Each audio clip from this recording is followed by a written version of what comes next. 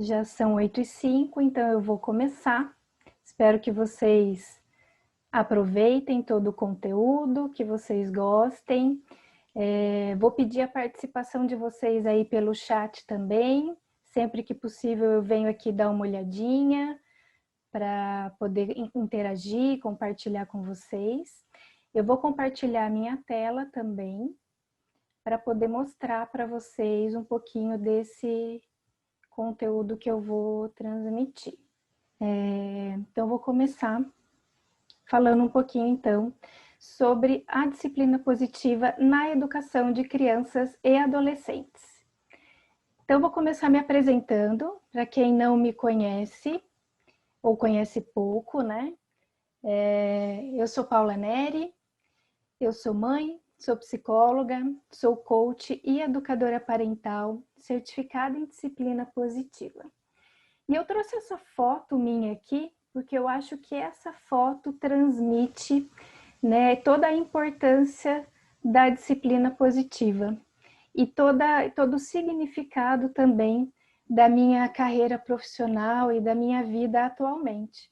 Né? Então, aqui nessa foto eu estou com a minha filhinha, a Bianca. A Bianca tem 3 anos e meio e é ela que me motiva a cada dia ser uma pessoa melhor, né? Ou tentar, ou buscar aprender, buscar coisas novas, para que eu consiga também me desenvolver, para que eu consiga também crescer e junto com isso eu poder ajudá-la a crescer e a se desenvolver e se transformar num adulto que seja bem feliz, né? Eu estudei psicologia, trabalhei durante muito tempo em empresas e foi depois do nascimento da Bianca que eu resolvi, me motivei a mudar um pouco a minha vida.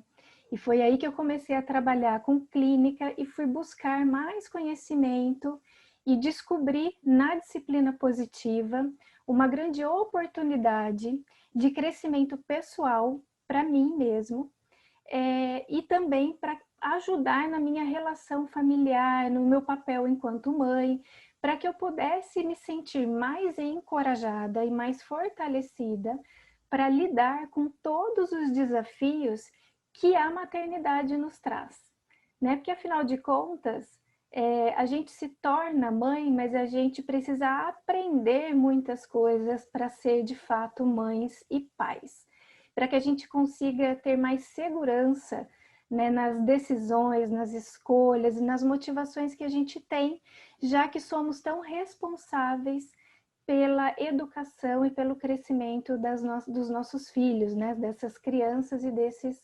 adolescentes. Então, a minha carreira foi bem desenvolvida em RH e já faz mais de um ano que eu estou me dedicando ao trabalho no atendimento clínico e agora também com a questão da educação parental. Né?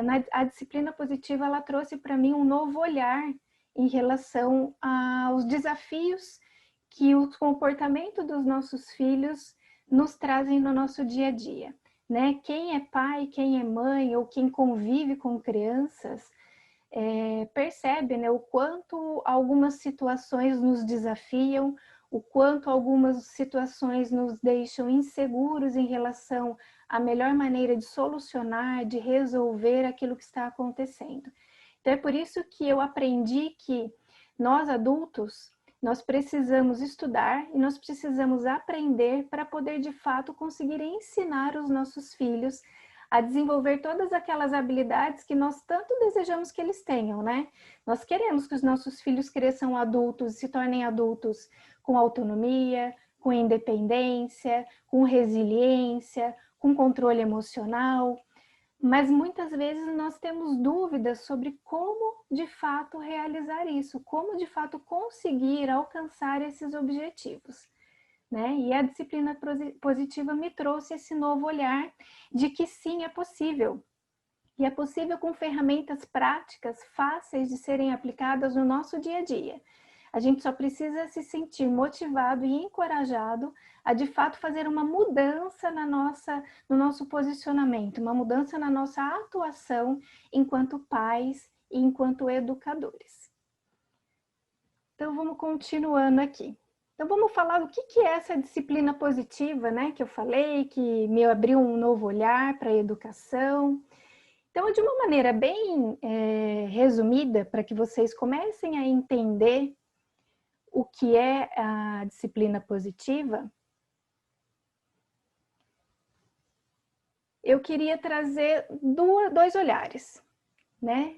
Tem a educação tradicional, que é aquela educação que a grande maioria de nós vivenciou enquanto criança e enquanto adolescente, né? Aquela educação pautada muito em recompensas e punições, aonde o controle da situação ele é externo à criança. Normalmente são os adultos que detêm o controle e direcionam as crianças para o que deve fazer, como deve fazer, e para isso usam muito as recompensas e as punições para conseguirem fazer acordos e conseguirem ter o comprometimento das crianças naquilo que está sendo combinado. Como assim? Recompensas é, por exemplo, quando você combina com o seu filho que se ele se comportar bem no supermercado, ele pode escolher o chocolate que ele mais gosta antes de vocês virem embora. O que você está fazendo quando você utiliza a recompensa para administrar o comportamento do seu filho? Você está controlando, né? O controle do comportamento dele está em você, naquilo que você está oferecendo para o seu filho. Quando a gente usa a punição, também é um controle externo, ou seja, a gente vai tentar fazer com que um mau comportamento, um comportamento desafiador que aquela criança, aquele adolescente apresenta, seja interrompido através de uma punição.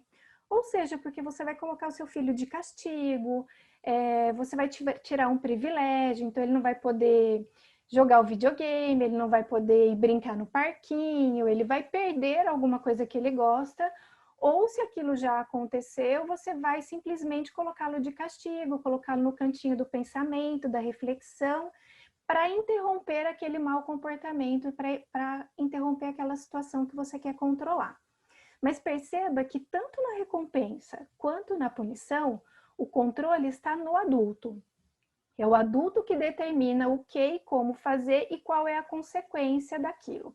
Então, se você tem um bom comportamento, eu te elogio e te ofereço uma recompensa. Se você tem um mau comportamento, eu te coloco de castigo, te dou uma punição, tiro um privilégio seu.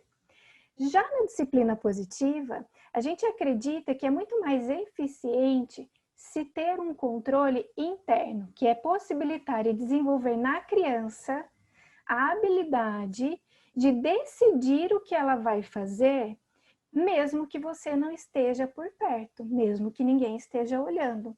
Por quê? Porque ela entendeu, né, faz parte dela, é uma decisão e uma escolha dela se comportar mal ou não, independente se ela vai ter uma recompensa ou uma punição. Porque você aprendeu, você desenvolveu nessa criança habilidades como disciplina, cooperação, responsabilidade. Então, ela entende a importância dela, a importância da decisão e a capacidade que ela tem para resolver aquele problema, e ela decide como ela vai reagir de acordo com aquilo que já foi ensinado. Então, essa é a principal diferença entre a educação tradicional e a educação pautada na disciplina positiva. Então, na educação tradicional, o controle é externo à criança, e na disciplina positiva, a gente ensina a criança para que ela tenha condições de também ter esse controle interno, naquilo que ela acredita, naquilo que ela já aprendeu que é melhor e que é mais importante para ela, tá? E também tem uma questão de diferenciação entre as duas, que é a questão do respeito. Na disciplina positiva, a gente costuma falar que é uma educação pautada no respeito mútuo. Por quê? Porque ela é gentil e ela é firme ao mesmo tempo.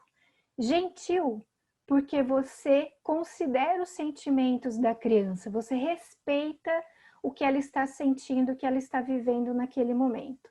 E firme, porque você também impõe, você também mostra para ela e ensina ela a ter respeito por você, ou pela situação.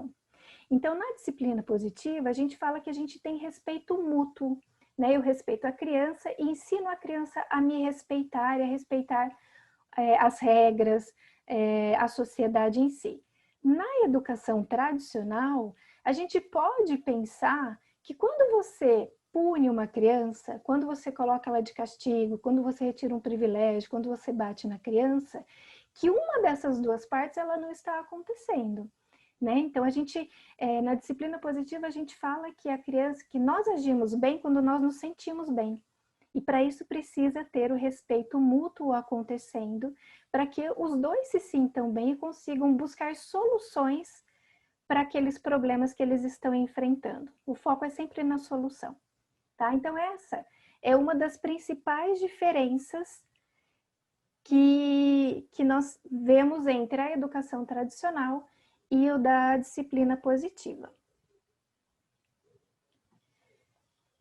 E aí, para começar, eu queria gerar uma reflexão em vocês e queria que vocês me ajudassem a pensar.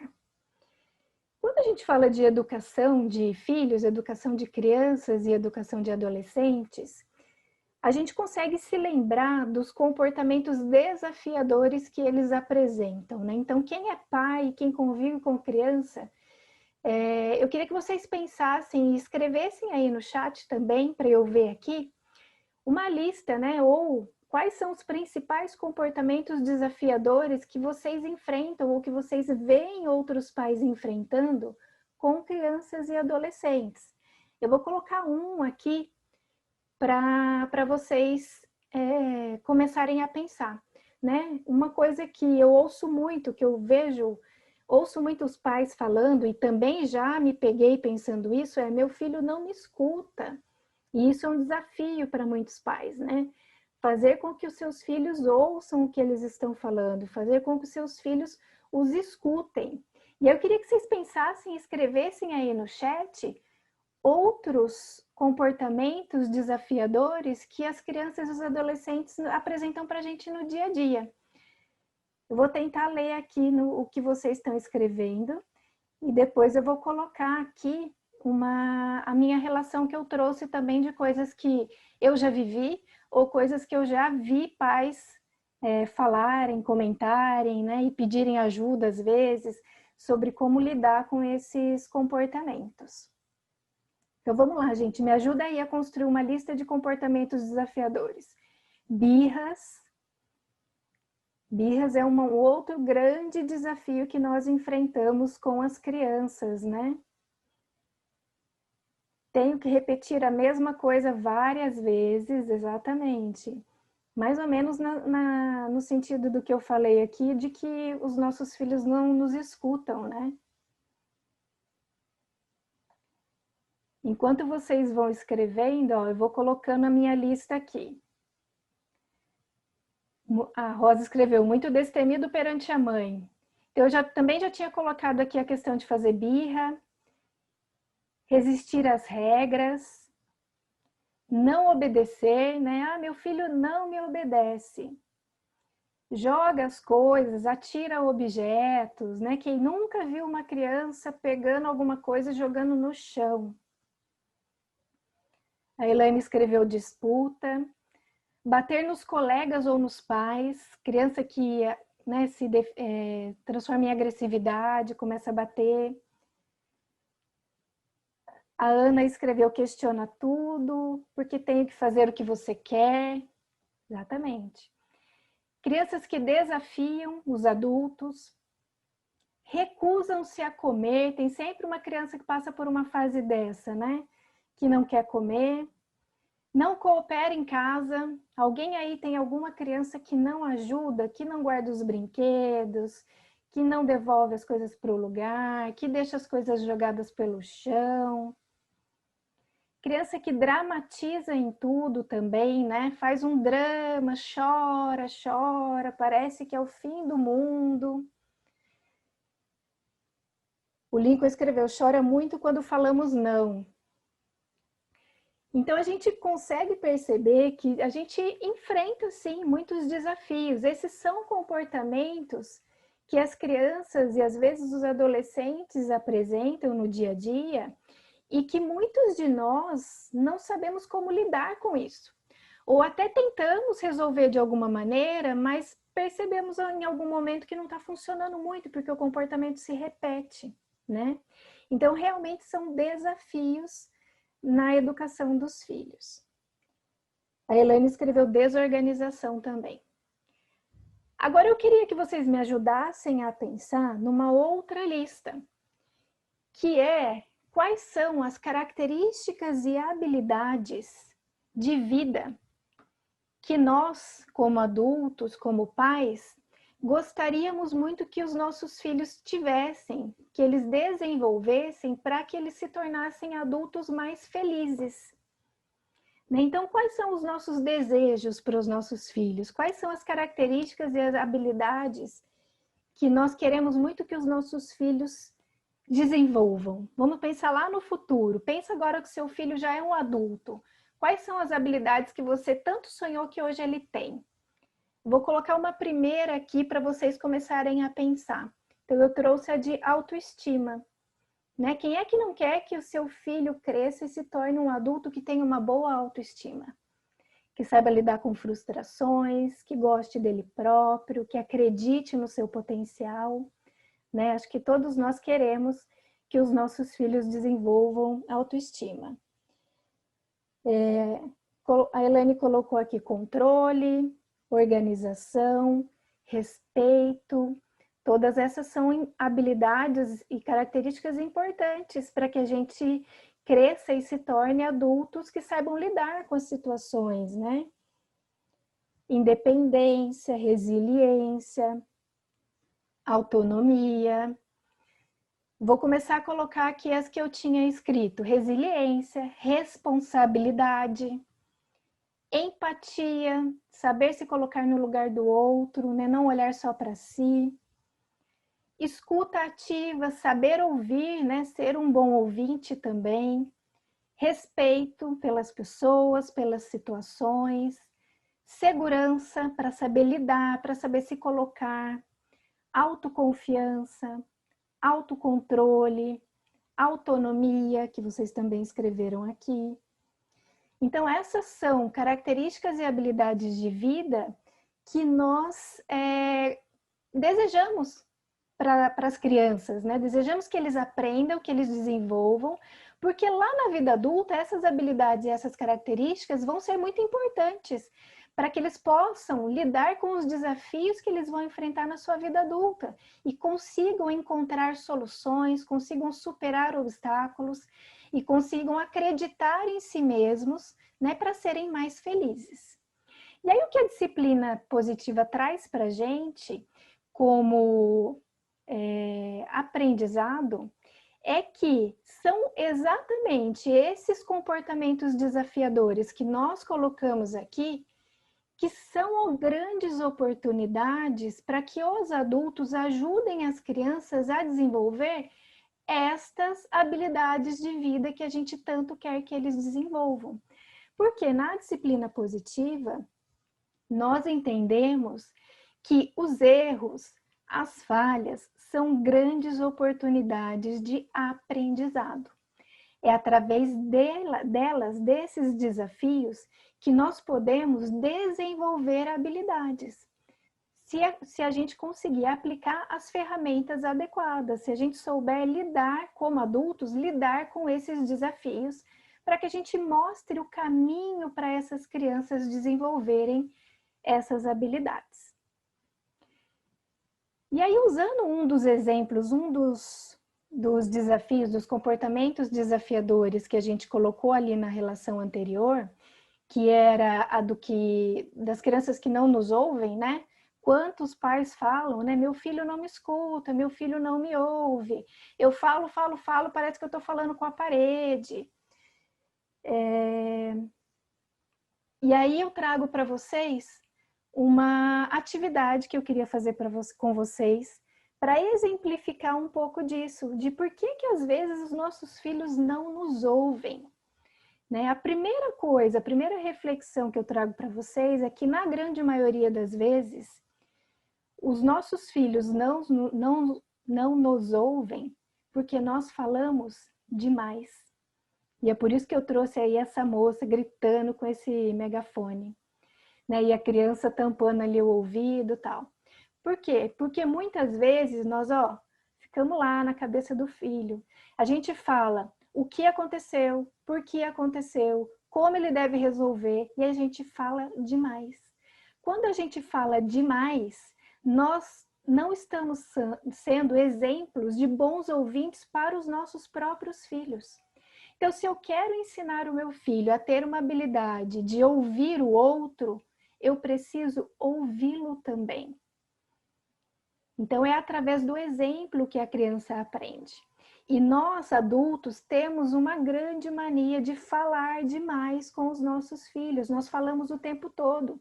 Nós falamos o que ele tem que fazer, por que aconteceu, tá vendo? Eu já te falei, eu te expliquei, se você tivesse me ouvido. Então, nós falamos demais. E a maneira como nós nos comunicamos com os nossos filhos vão ajudá-los a nos ouvir ou vão ajudá-los a não nos ouvir.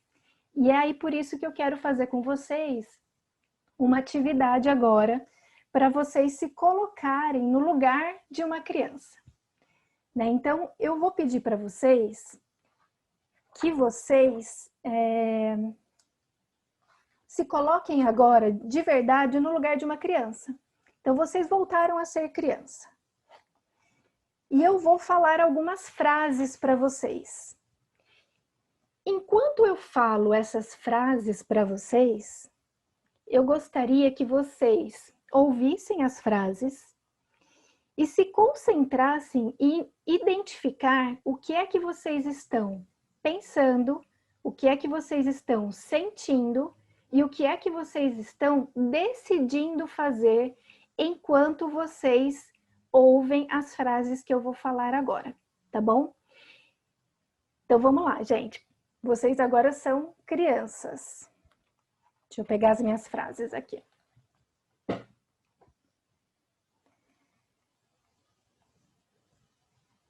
Vai escovar os seus dentes ou vai ficar cheio de cáries?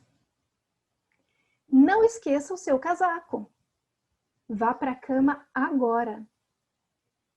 Faça o seu dever de casa. Pare de brigar com o seu irmão. Coloque o seu prato na pia para lavar. Corra e se arrume, senão você vai chegar atrasado na escola de novo. Pare de reclamar, você está me deixando louca. Pegue seus brinquedos ou eu vou doar tudo para crianças carentes. E agora, gente, eu queria que vocês colocassem aí no chat para mim, após ouvir essas frases, o que é que vocês estavam pensando, o que é que vocês estavam sentindo e o que é que vocês estavam decidindo fazer. A Elane escreveu aqui que eles se cansam de nos ouvir, é verdade. E quando eles têm que ouvir frases como essas que eu falei, como é que eles se sentem? Nossa, ela só manda. Muito bom. O que mais, gente?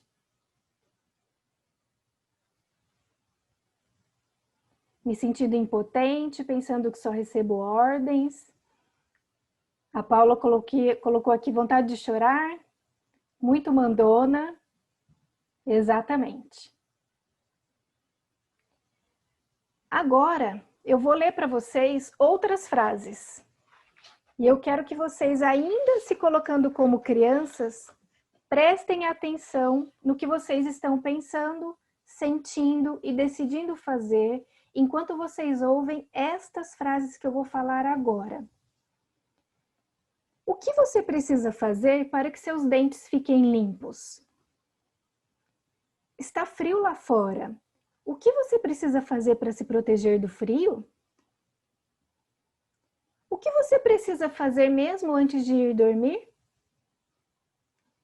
Qual o seu plano para fazer o dever de casa? Como você e o seu irmão podem resolver este problema?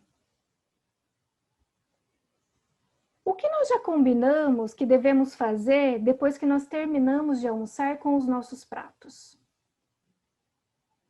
Qual o seu plano para não se atrasar e chegar no horário na escola? Que palavras você pode usar para que eu possa te ouvir? Qual é a sua responsabilidade quando acaba de brincar com os brinquedos?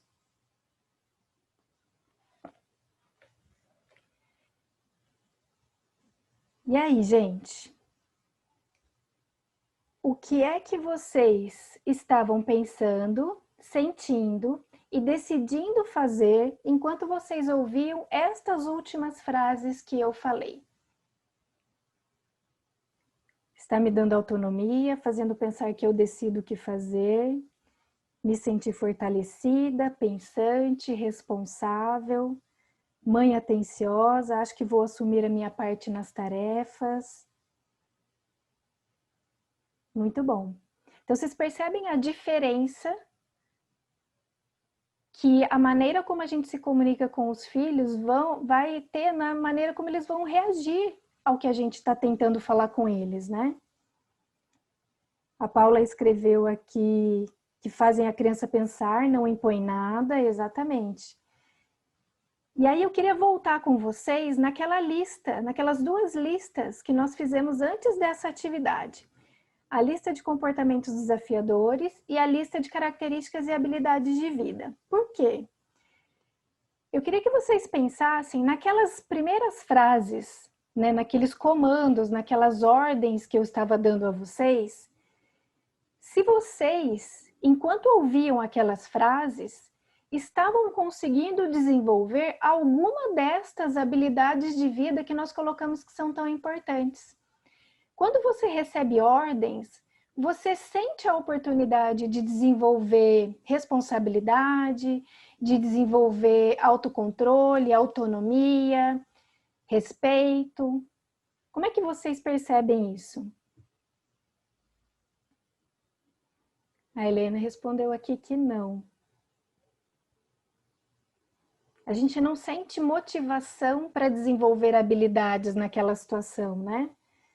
E quando vocês olham para a lista de comportamentos desafiadores, quando você recebe ordens, você tem vontade de ter algum desses comportamentos que nós colocamos aqui na nossa primeira lista?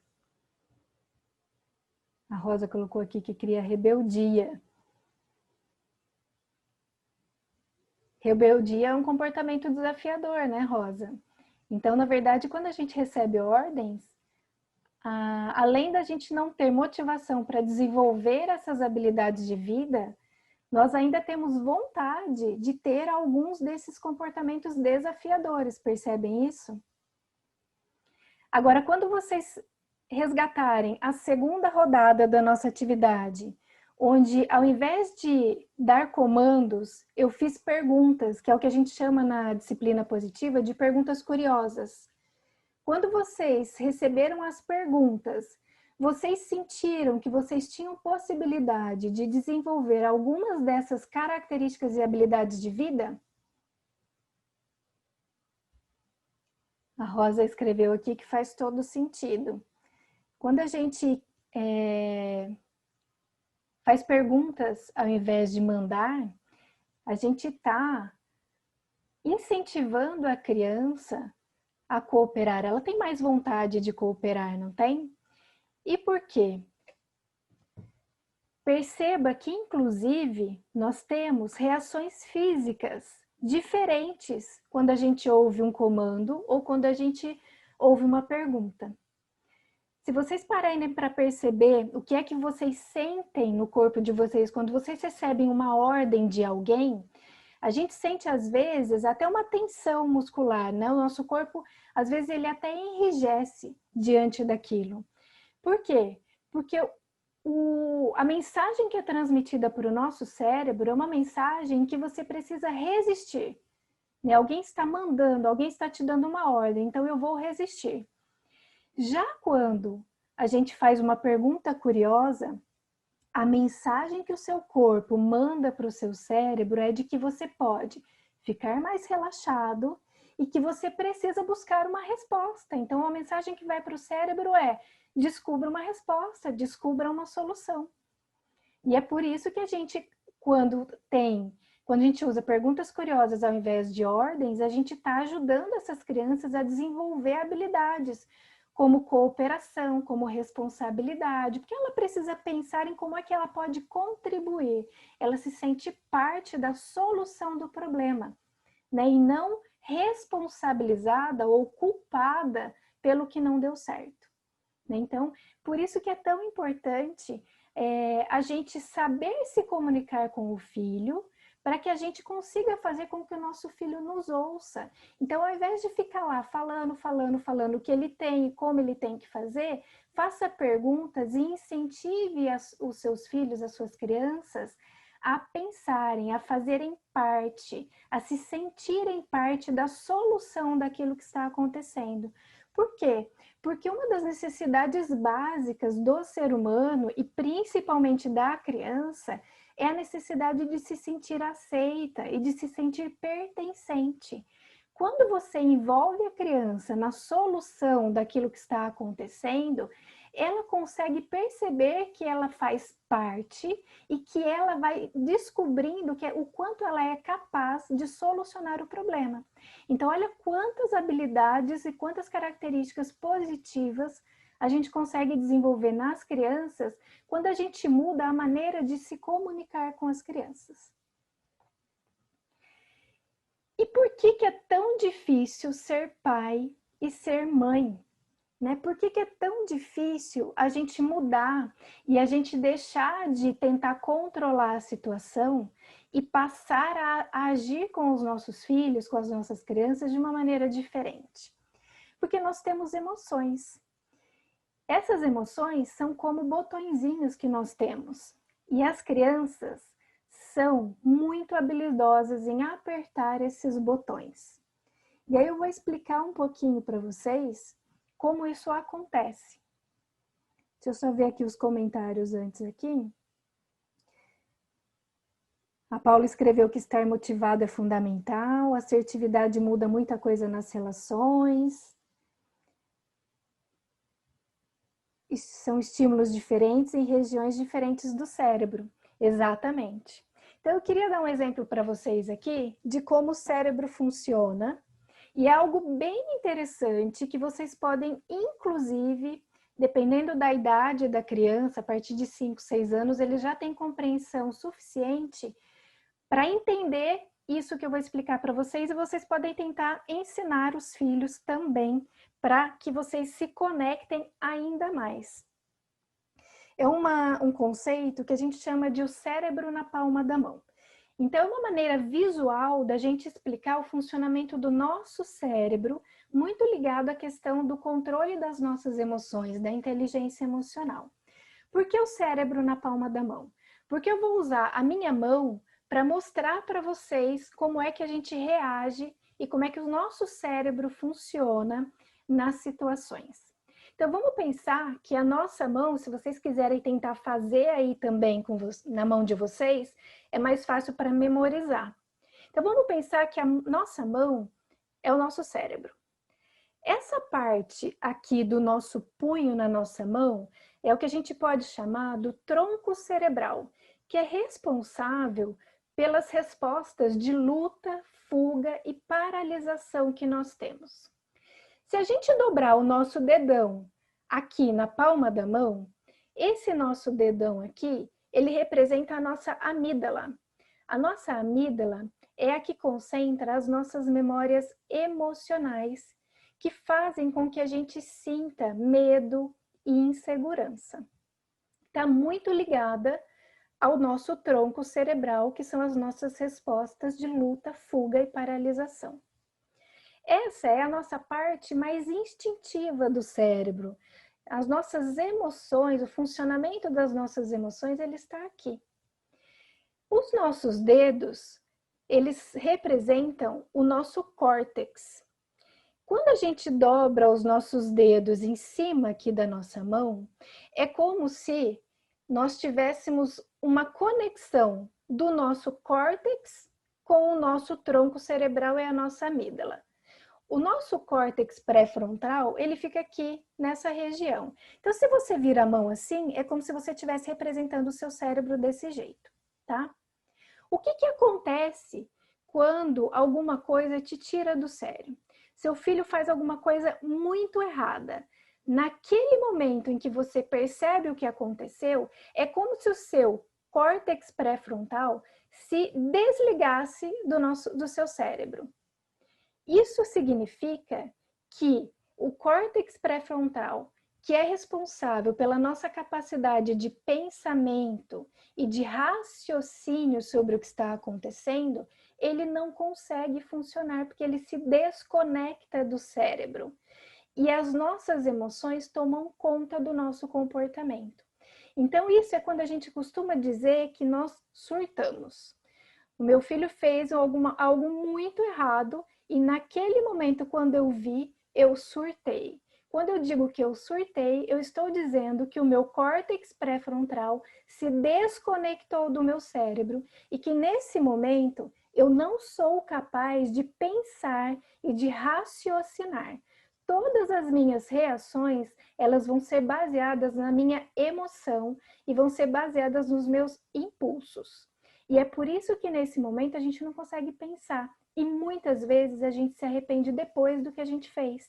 Porque a gente não teve a possibilidade de pensar sobre o que está acontecendo. Agora vamos pensar que você está assim. Você surtou. Seu córtex pré-frontal se desconectou do seu cérebro. Nós temos o que nós chamamos de neurônios espelho. Então, o seu filho que está aqui na sua frente, neste momento, o que acontece com ele? Ele surta também. Agora imagine, vocês dois estão surtados nesse momento. Agora, é a melhor hora para resolver a situação? O que vocês acham? Agora é a melhor hora de achar uma solução para o que está acontecendo? Você está surtado, você não consegue pensar, você não consegue raciocinar sobre o que está acontecendo, e o seu filho, por conta do neurônio espelho que está vendo você assim, também ficou assim. Ele também não consegue pensar, ele não consegue ouvir, ele não consegue entender nada. Agora é a melhor hora para vocês tentarem resolver a situação? O que vocês acham?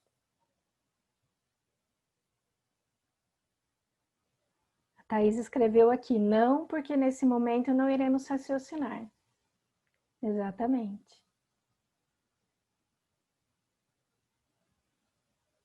De jeito nenhum, não, não, não. Fica claro quando a gente entende o que está acontecendo com a gente, que essa não é a melhor hora para a gente tentar resolver.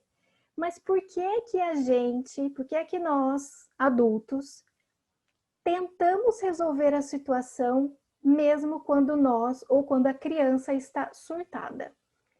Tenta pensar numa situação que você viu ou já viveu do seu filho fazendo uma birra, totalmente descontrolado.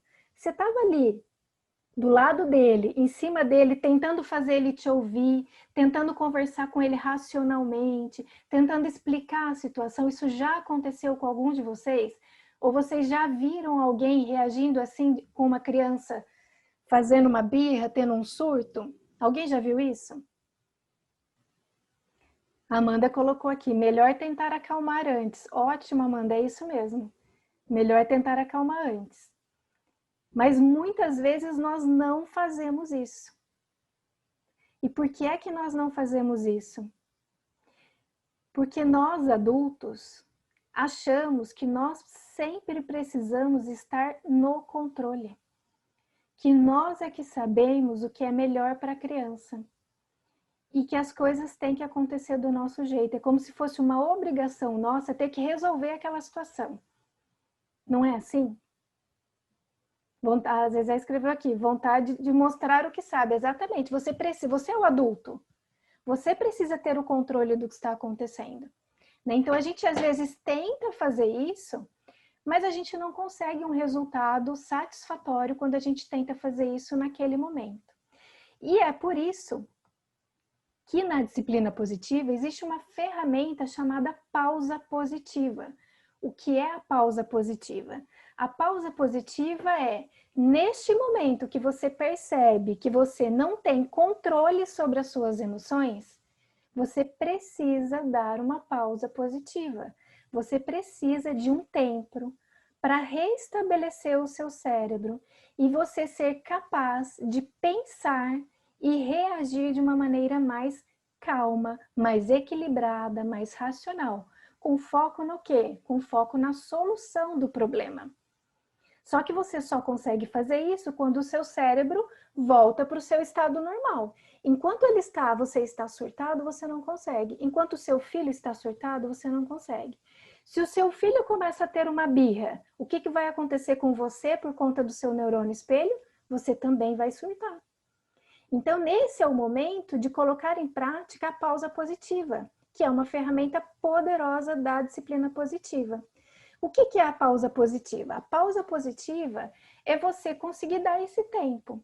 Você, como adulto, pode comunicar ao seu filho de que você está com muita raiva, você está muito bravo naquele momento e que você precisa de um tempo para se acalmar, para que depois você volte e converse com ele sobre o que aconteceu. A sua pausa positiva pode ser o exemplo para ele do que ele também pode fazer quando ele também está se sentindo descontrolado. Então, a gente vai ensinando os nossos filhos a como reagir, a como lidar com as suas emoções e a desenvolver o autocontrole emocional. E aí eu queria trazer para vocês, dentro dessa questão, dentro dessa ferramenta da pausa positiva, um livro que é muito bacana para pais ensinarem os seus filhos a ter essa pausa positiva, que é esse livro aqui, O Espaço Mágico que Acalma. Então, ele é uma historinha, então é uma maneira lúdica de você ensinar o seu filho a buscar uma estratégia de como restabelecer o seu equilíbrio emocional quando ele percebe que o cérebro dele desconectou.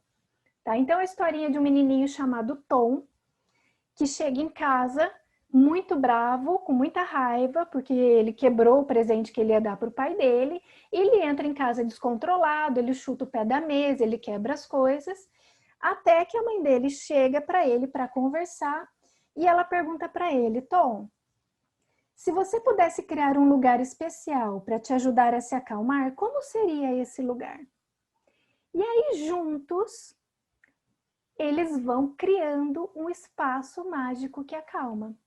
Então, por que ela faz essa pergunta para o Tom? Porque é muito importante que a criança participe da criação dessa pausa positiva. Que ela entenda o objetivo daquele espaço, que ela entenda o objetivo daquela pausa que ela vai dar e que ela consiga colocar aquilo em prática. Então, no livrinho, o menino cria um espaço mesmo, com planetas, e aí a mãe dele vai junto com ele arrumar o espaço, pinta a parede, coloca os objetos que ele quer, mas nós podemos fazer em casa com coisas muito simples. Então, deixa o seu filho escolher qual é o lugar da casa, o lugar do quarto que ele quer e criar esse espaço da pausa positiva, esse espaço para ele se acalmar, e o que ele quer colocar lá. Pode ser uma mesa com algum brinquedo, pode ser uma mesa com massinha que ele possa apertar, bolinhas que ele possa brincar, qualquer coisa que a criança goste de fazer e que pode ajudá-la a se acalmar quando ela estiver descontrolada. E aí você pode ir ensinando para a criança como é que a gente funciona, para que ela entenda a importância de usar esse espaço mágico que acalma nos momentos em que ela se sentir mais descontrolada. E isso, por trás de toda essa construção com a criança, tem um conceito da Jane Nelson, que é da disciplina positiva, que é que as pesquisas mostram que as crianças agem melhor quando se sentem bem. Então, diferente de você, quando a criança faz uma birra, faz alguma coisa, ela está muito brava, muito descontrolada, ao invés de você colocar a criança no espaço, no cantinho da reflexão, por exemplo, que é uma prática da educação tradicional, ao invés de você colocar a criança no cantinho da reflexão, você convidá-la a ir para o espaço onde ela vai se sentir melhor, onde ela vai se acalmar. Isso por quê? Porque isso ajuda a criança a entender que ela vai se sentir brava, ela vai sentir raiva, é normal ter todas essas emoções. Mas nós precisamos aprender a controlar as nossas emoções. Diferente de quando você coloca a criança no cantinho da reflexão, que é como se fosse um castigo por ela estar descontrolada. Além do que, o que é que vocês imaginam que a criança que está no cantinho da reflexão de fato está fazendo? Será que essa criança que está lá no cantinho da reflexão, será que de fato ela está pensando sobre o que ela fez? Será que de fato ela está tentando achar uma maneira diferente de conseguir o que ela quer? Ou será que ela está se sentindo desrespeitada? Ou será que ela está se sentindo que ninguém entende o que ela sente? Ou será que ela está até pensando em como é que ela vai fazer da próxima vez para ela não ser pega? Entendem a diferença? Então, quando a gente usa um espaço onde a criança ajuda na criação e ela entende que ali é um lugar dela, para que ela possa se sentir melhor e que ela aprenda a lidar com as emoções dela, ajuda muito mais a desenvolver aquelas habilidades de vida que nós falamos no começo da nossa palestra, do que colocar a criança de castigo ou colocar ela no cantinho da reflexão. Vocês conseguem perceber a diferença disso? Então, para quem é pai e mãe, eu indico bastante, tá? Comprar esse livro, porque é uma maneira de você ir contando a historinha e ajudar o seu filho a entender como funciona a pausa positiva e a pensar em como vai ser esse cantinho da pausa para ele, o cantinho que vai ajudá-lo a se acalmar. Né? Então, assim como nós vamos ter as nossas estratégias de dar uma pausa positiva, seja indo beber uma água, seja indo para o nosso quarto ficar 5 minutos lá para se acalmar, né? Fazendo alguma coisa que a gente gosta, independente do que for, mas que você consiga de fato fazer, dar a oportunidade para o seu cérebro restabelecer para depois você voltar e conversar com o seu filho sobre o que foi que aconteceu, que vocês dois ficaram tão bravos, tão descontrolados naquela situação. Bacana esse espaço mágico que acalma, né? E esse conceito de que as crianças agem melhor quando se sentem melhor faz muito sentido, né? Pense em você. Tenta lembrar de você numa situação em que o seu chefe, ou seu esposo, ou a sua esposa te trataram de uma forma desrespeitosa. Como é que você se sentiu? Você teve vontade de melhorar, de ser uma pessoa melhor? Ou você se sentiu ressentido, desrespeitado? Né? Como é que você se sente quando alguém te trata assim? E se a gente se sente mal quando é tratado dessa maneira, por que é que a gente não pensa que as crianças também estão se sentindo mal quando nós estamos tratando elas dessa maneira? Né? Então, a gente acha que a gente esquece de olhar para como uma criança está se sentindo, a gente esquece de olhar para como ela se sente, dependendo da maneira como a gente está lidando com ela. A Rosa escreveu aqui muita diferença. A Elaine respondeu sim. Muito bom. Gente, podem escrever aí nos comentários o que vocês estão achando, se vocês têm dúvidas também. A Paula escreveu aqui porque o nosso cérebro precisa de um tempo para processar informações, emoções e comportamentos, exatamente. Por isso, pausa positiva. A gente precisa de um tempo para que o nosso cérebro se restabeleça. E aí eu também queria trazer para vocês outras ferramentas da disciplina positiva para que vocês possam entender um pouquinho mais sobre isso. Por quê? Porque muitas vezes os adultos eles têm dificuldades de mudar o estilo de educação, pensam que como é que eu vou parar de usar recompensa e punição, que é o que eu sei fazer até hoje, porque eu não sei o que eu vou colocar no lugar. né? Então é por isso que na disciplina positiva nós temos tantas ferramentas. Então eu queria mostrar para vocês que existe um baralho, que chama Baralho da Disciplina Positiva para a Educação de Pais. Tem baralho também para professores, esse aqui é o de professores. Dentro desse baralho tem 52 ferramentas da disciplina positiva para serem aplicadas na educação dos filhos.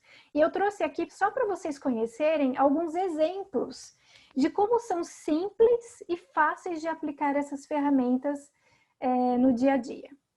A primeira delas é essa aqui, olha. Ensine as crianças o que fazer.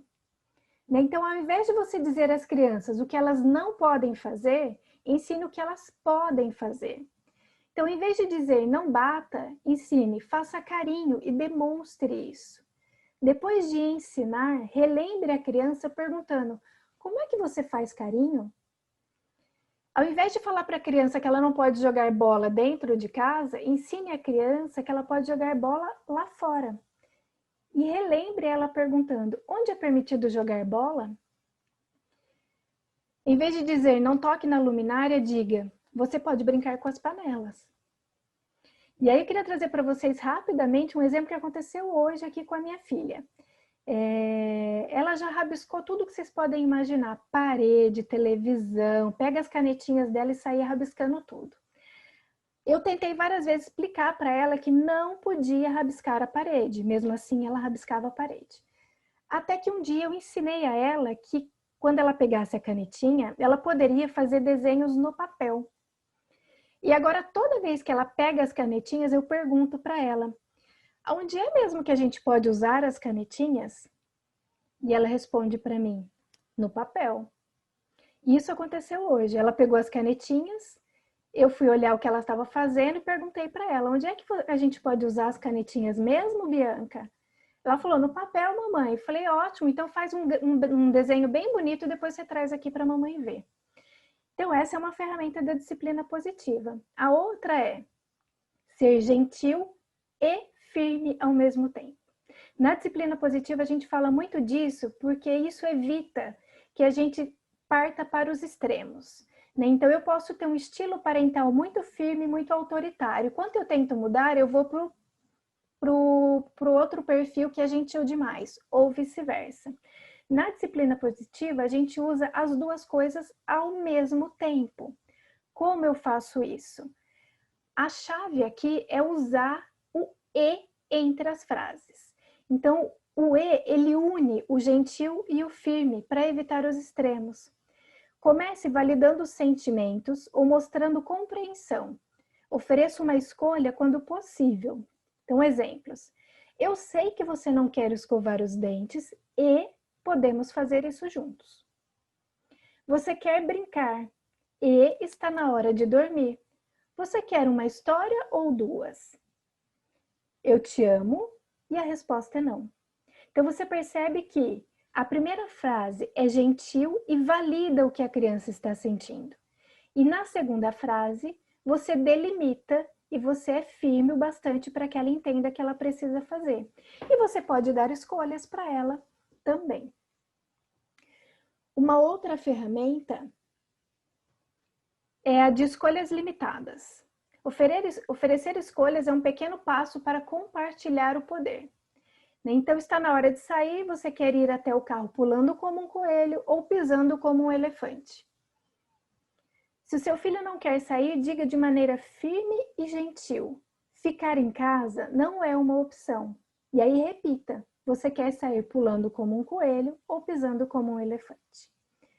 Normalmente, quando você oferece escolhas limitadas e você usa no final da sua frase, você escolhe, você empodera a criança. E ela percebe que ela faz parte, que ela é capaz e que ela pode fazer uma escolha dentro dos limites que você está impondo. Então, normalmente funciona. E eu uso bastante essa escolha limitada também. Uma outra é sinais não verbais. Então, frequentemente, lembra que eu falei que a gente fala demais? Então, em alguns momentos, usar sinais não verbais são mais eficientes. Então, frequentemente, os pais falam demais. Um sinal não verbal pode falar mais alto do que palavras. Abra um sorriso e aponte para os sapatos que precisam ser guardados. E espere para ver a reação do seu filho. Depois ele fala para combinar com os filhos, né, alguns sinais que podem ser mais efetivos do que palavras, para evitar, né, um conflito, para fazer lembrete de boas maneiras, né? E quando você se sentir descontrolado, tente colocar a mão no seu coração para sinalizar um eu te amo para o seu filho, e aí vocês dois vão se sentir melhor. Então tente usar também menos palavras e mais sinais, mais atitudes, mais exemplos. Rotinas é também super eficiente. Crie quadros de rotinas, mas crie junto com o filho, né? Então, construa o quadro de rotinas junto com o seu filho. Então, quando a gente levanta de manhã, o que é a primeira coisa que a gente faz? A gente escova os dentes, ótimo, e depois cria as etapas. Uma maneira bacana de representar isso no quadro de rotinas é tirando fotos do seu filho fazendo isso e depois colocando no quadro. O simples fato da criança participar da construção do seu quadro de rotinas e desse quadro estar lá pendurado na porta, na parede do quarto dela, já é muito eficiente, porque a partir deste momento, o chefe da disciplina é o quadro e a criança vai se lembrar do quadro. Eu fiz isso com a minha filha também, e quando eu pergunto para ela o que é mesmo que está lá no seu quadro da rotina que a gente precisa fazer antes de dormir, ela consegue se lembrar e falar para mim. Colocar o pijama, fazer xixi, escovar os dentes. Então eu não preciso ficar mandando de novo toda noite ela fazer as 3 coisas que ela precisa fazer antes de dormir. É só eu remeter ao quadro que ela se lembra e ela faz. Demonstre confiança também é uma ferramenta da disciplina positiva. Quando demonstramos confiança em nossos filhos, eles desenvolvem coragem e confiança em si próprios. Em vez de socorrer, dar sermão ou fazer algo pelos seus filhos, diga: eu acredito que você pode dar conta disso. Quantas vezes nós fazemos pelos nossos filhos coisas que eles já podem fazer sozinhos? Nós fazemos porque é mais rápido a gente fazer por eles, porque a gente quer evitar que eles se frustrem, porque eles talvez não consigam fazer da maneira como nós gostaríamos que eles fizessem. Mas a gente precisa dar a oportunidade para eles aprenderem e desenvolverem a confiança de que eles são capazes. E aí, pense que você pode ir fazer outra coisa enquanto seu filho, por exemplo, está se trocando sozinho. Ele está fazendo algumas coisas sozinho porque você já deu autonomia, ele já aprendeu a fazer. Mas para isso você precisa demonstrar confiança, ok? E aí, gente, o que vocês acharam? Todas essas cartinhas que eu coloquei aqui para vocês fazem parte deste baralho aqui, que é da disciplina positiva para educar os filhos. E é um baralho bem bacana, com mais de 50 ferramentas para a gente usar. Cada uma, e a gente vai testando, né? Ah, todas vão funcionar 100% das vezes? Não, né? Se uma não está funcionando com determinado comportamento, você tem outras 50 para você testar. E eu tenho certeza que alguma vai funcionar. E para caminhar aqui já para o encerramento da nossa palestra, eu trago aqui também uma informação que também é muito importante, que a disciplina positiva é um dos poucos programas parentais que trabalha a crença que motiva o comportamento das crianças. Por quê? O que isso significa? A gente pode usar aqui a metáfora do iceberg, né? O iceberg é aquela grande pedra de gelo que quando a gente olha para ele, a gente enxerga só aquela pequena parte que está fora da água. Né? E a gente acha que ele é pequeno, mas é isso que todo mundo vê, é isso que todo mundo observa. E tem uma grande parte da pedra de gelo que está escondida debaixo da água. Quando a gente usa essa metáfora, a gente está dizendo que aquela parte pequena que é visível para todo mundo são os comportamentos que as crianças e adolescentes apresentam no seu dia a dia. São aqueles comportamentos que você, como pai, está vendo, que os outros adultos estão vendo nas diferentes situações que a gente vive. Mas o que motiva este comportamento, que é o que todo mundo vê, são crenças que a criança constrói acerca dela mesma, acerca da necessidade que ela tem de ser aceita e de se sentir importante no mundo, que faz com que ela tenha aqueles comportamentos. Muitas vezes são estratégias equivocadas que as crianças desenvolvem, porque elas estão em busca de alcançar essas necessidades que elas têm e elas só encontraram aquele caminho.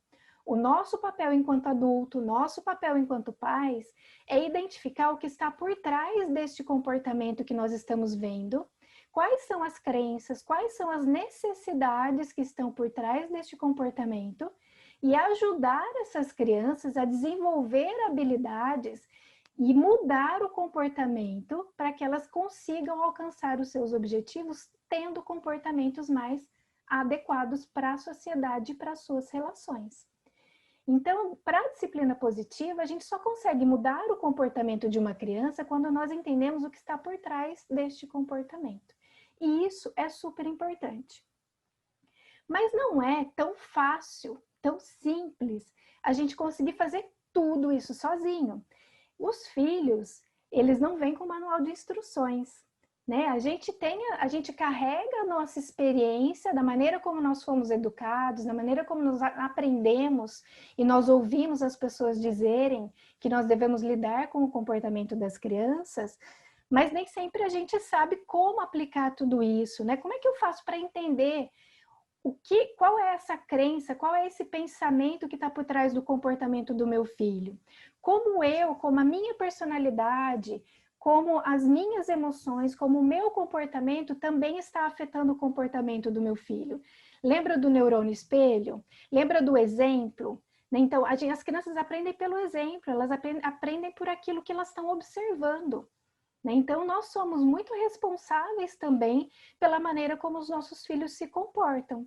E foi pensando em ajudar, né, outros pais a entenderem melhor o que está por trás desse comportamento e como lidar com esse comportamento aplicando as ferramentas da disciplina positiva, que eu desenvolvi e trouxe aqui para apresentar para vocês a jornada Conectando para Educar.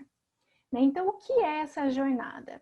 É uma jornada totalmente online, onde os participantes eles vão ter a oportunidade de conhecer mais sobre disciplina positiva e vão se sentir mais encorajados em mudar os seus próprios comportamentos para alcançar soluções melhores nas situações com os seus filhos, conseguindo aplicar as ferramentas da disciplina positiva e se sentindo mais encorajados a fazer tudo isso, porque é um processo de mudança que nem sempre é fácil.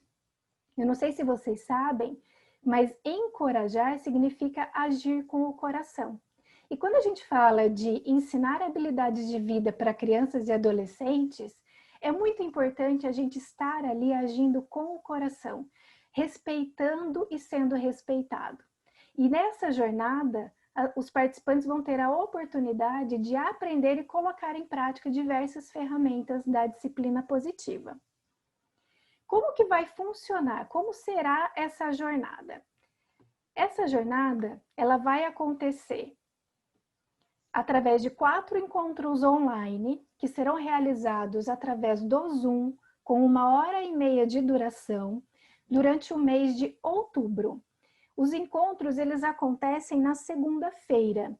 Só na segunda semana que ele acontece na terça-feira, porque dia 12 de outubro, que é uma segunda, é feriado. Então, serão 4 dias, 4 semanas, com 4 encontros online, ao vivo, onde a gente vai aprender sobre disciplina positiva e aprender ferramentas da disciplina positiva. Além disso, nós teremos um grupo no WhatsApp exclusivo para os participantes da jornada, onde a gente vai poder compartilhar as nossas dúvidas e as nossas experiências com a prática que nós vamos ter durante a jornada. Então, no encontro ao vivo, a gente vai falar do conceito, a gente vai aprender uma ferramenta e depois, durante a semana, a gente vai ter a oportunidade de colocar em prática essas ferramentas e trazer as nossas dúvidas, as nossas experiências, as nossas vitórias nesse grupo do WhatsApp e compartilhar com todos os participantes que estão ali. Quais serão os conteúdos dessa jornada, né? Então, a gente vai falar de conceitos e ferramentas da disciplina positiva, conceitos e práticas do encorajamento. A gente vai falar de como as nossas emoções e a nossa personalidade afetam o comportamento dos nossos filhos. E a gente vai aprender a resolver problemas, entendendo o que está por trás do comportamento da criança e do adolescente e aplicar as ferramentas da disciplina positiva com foco nas soluções. Como é que nós resolvemos esses problemas e essas situações desafiadoras que nós estamos enfrentando. Já que vocês estão aqui acompanhando essa palestra comigo, né, onde eu pude compartilhar um pouquinho do que é a disciplina positiva, e nessa jornada vocês vão ter a oportunidade de conhecer mais a fundo essas ferramentas, de saber, de receber dicas de como utilizá-las, de como identificar o que está por trás do comportamento do seu filho, para identificar qual ferramenta da disciplina positiva é mais eficiente para resolver aquela situação, aquele problema que você está enfrentando. Né? Existem muitas ferramentas, mas a gente precisa entendê-las e aprender a utilizá-las para que de fato a gente consiga ter bons resultados e a gente consiga melhorar significativamente, inclusive, as nossas relações familiares. Porque aplicando essas ferramentas da disciplina positiva, além da gente conseguir entender os comportamentos das crianças, a gente consegue se conectar, porque a gente fala de emoção, a gente fala de sentimento, a gente tem respeito mútuo, e isso gera muito mais conexão entre pais e filhos. Né? Isso une mais a família, isso torna a nossa relação muito mais fácil no dia a dia. Né? Agora, nesse período todo que nós vivemos aí de quarentena, quantos desses desafios nós enfrentamos no nosso dia a dia? O quanto de descontrole emocional nós vivenciamos também, né? Por toda a situação, por todo o contexto, por de repente passar muito mais tempo com os filhos do que estávamos acostumados a passar, né? E enfrentando situações muito mais frequentes do que nós costumávamos enfrentar. Então, sabendo utilizar as ferramentas da disciplina positiva, sabendo como nós funcionamos emocionalmente, racionalmente, tudo fica mais fácil, né? Então é por isso que eu trago o convite para vocês de participarem dessa jornada Conectando para Educar, para que vocês possam realmente se conectar com os filhos, né? Entender o que passa com os filhos, estar mais próximos, aprender a conversar com eles, a se conectar de uma maneira, inclusive, não verbal. Né? Tem uma ferramenta que é muito bacana da disciplina positiva, que é tão simples e que, gente, gera um resultado que eu vou aplicando aqui com a minha filha e eu fico super feliz de ver como funciona uma coisa tão simples, né? Na sexta-feira a gente estava na hora do almoço e ela começou a surtar porque tinha brócolis no prato dela e ela não queria comer o brócolis de jeito nenhum. E fez né, aquele show. E eu tentando, né, o meu neurônio espelho também lá, né, se desconectando, e eu tentando manter o controle da situação. Falei, não vou fazer nada agora. Tentei, mantei, e ela continuava. De repente eu olhei para ela chorando. Falei, você quer dar um abraço na mamãe? Ela parou, desceu da cadeira, veio até onde eu estava, me deu um abraço, parou de chorar e se acalmou. Então, assim, são coisas tão simples que quando a gente consegue se conectar com os filhos, a gente consegue encontrar uma maneira muito mais simples e muito mais eficiente de lidar com aquela situação que, no primeiro momento, pareceu tão desafiador. Então, é por isso que eu faço o convite para vocês, venham comigo, participem dessa jornada, indiquem a jornada para outros pais, para outras pessoas que vocês conheçam. As inscrições ficam abertas até o dia 2 de outubro. E eu tenho certeza que quem participar vai gostar muito, vai conseguir notar uma grande diferença na relação com os seus filhos e na maneira como você se sente. Você se sente mais encorajado, mais seguro e mais confiante para lidar com esses desafios que a gente vai enfrentar. Mas a gente vai ter as ferramentas certas para que a gente consiga lidar com isso de uma maneira mais leve e mais equilibrada. Muito obrigada. Uma boa noite para todo mundo. Tchau, tchau, gente.